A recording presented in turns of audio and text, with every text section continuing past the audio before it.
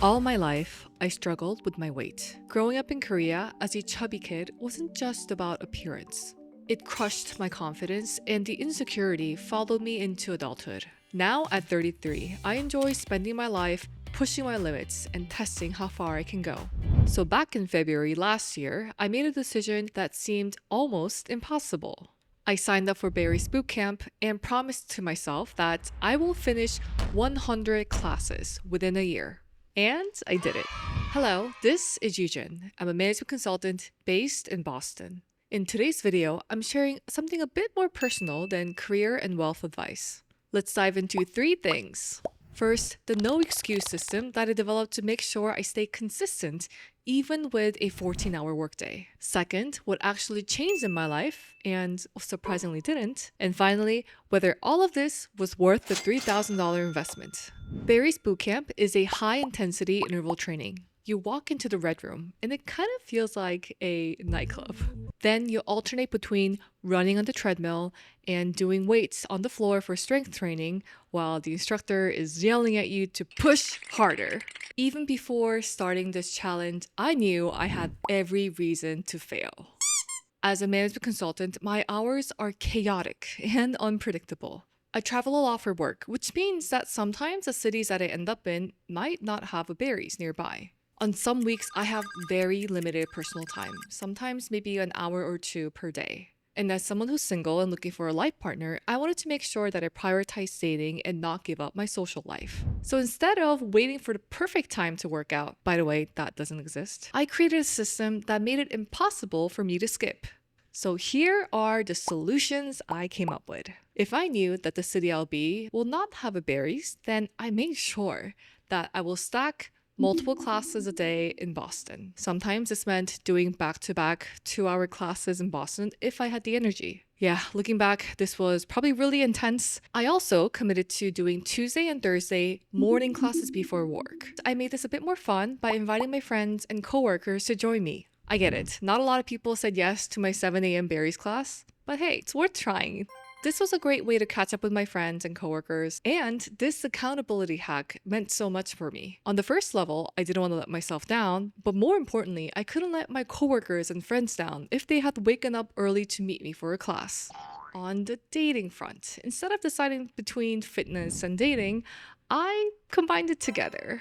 Ideally, I would like to end up with someone who has as much energy as I do. So I invited my dates to join me on my Barry's workout class on Saturdays, Sundays, or even during the work week.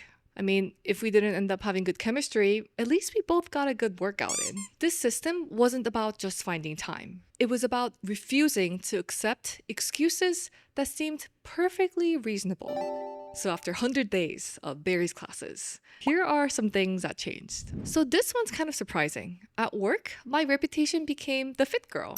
I became known in my team as someone who prioritizes health over everything else. I'm actually proud of that. How was your weekend? Oh, it was great. I did my 3 Bs. Brunch, book, and Barry's. And the best part of it was I used my workout routine as my boundary. Yes, I get up early, but I made it a point that I will not be checking my work phone or work email until 8:30 a.m. And as someone who doesn't have kids and is single, I wanted to make sure I have some sort of boundary that I can stick to. So the time I work out during Barry's naturally became my boundary.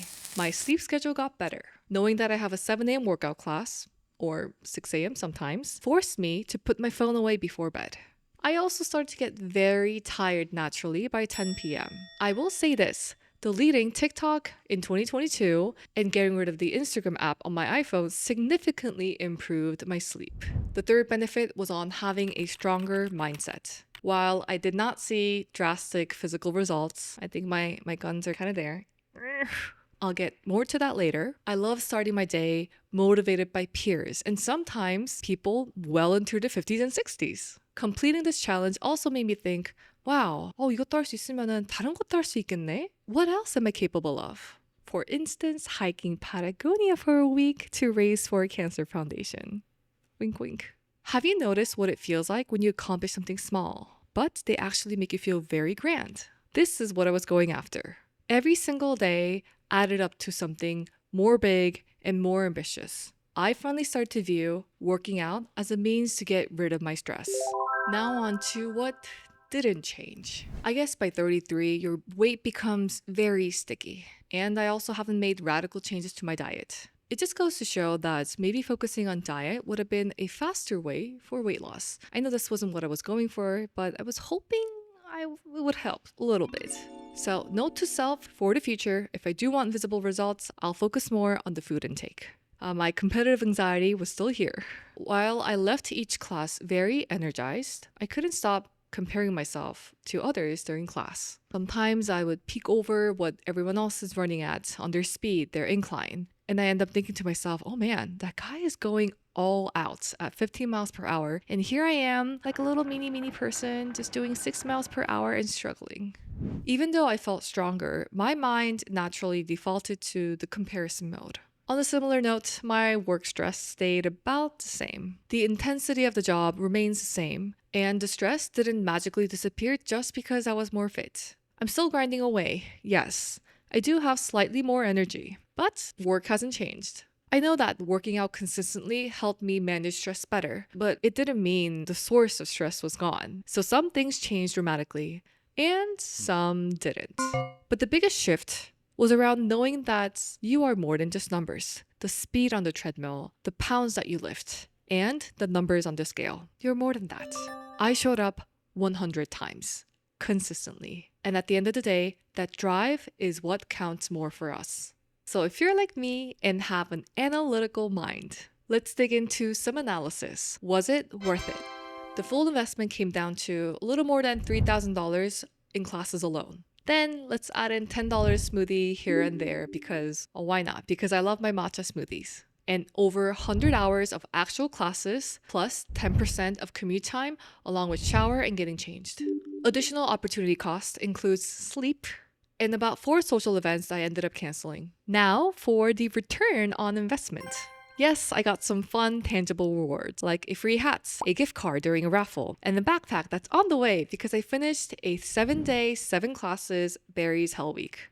But the real returns were more meaningful. From a professional front, I enhanced my reputation as a fit girl. I have clear boundaries and had unexpected networking opportunities with senior vice president in other companies who also enjoy intense workouts. From a physical front, we talked about improved sleep, better recovery capacity. Even though my weight didn't change, I did see some improvement in terms of my body composition.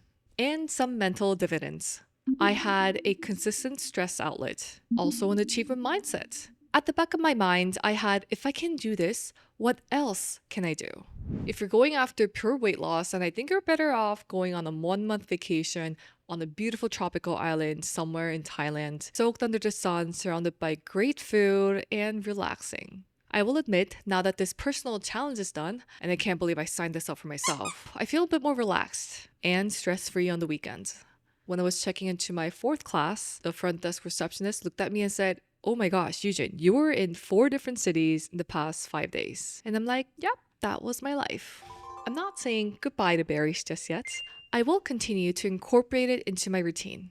But I do miss all the stretching and the core exercises from yoga and Pilates. So I'll do more of that and get back into my teaching routine too. If you're considering a similar physical challenge of your own, I highly recommend that you prioritize sleep and hydration. That's something I learned the hard way, actually. I hope you found this video fun and insightful, and if you did, please let me know by clicking onto that like button below. I also love hearing all your thoughts, so let me know any tips that you have that helped you stay consistent in your health journey. And remember to come back to my next video topic on... Let's go! It's time to be the GOAT! It's time to enter God mode, man, let's get it going! I wanna be the greatest, energy is overflowing. I know I'm stoking the fire, my desires take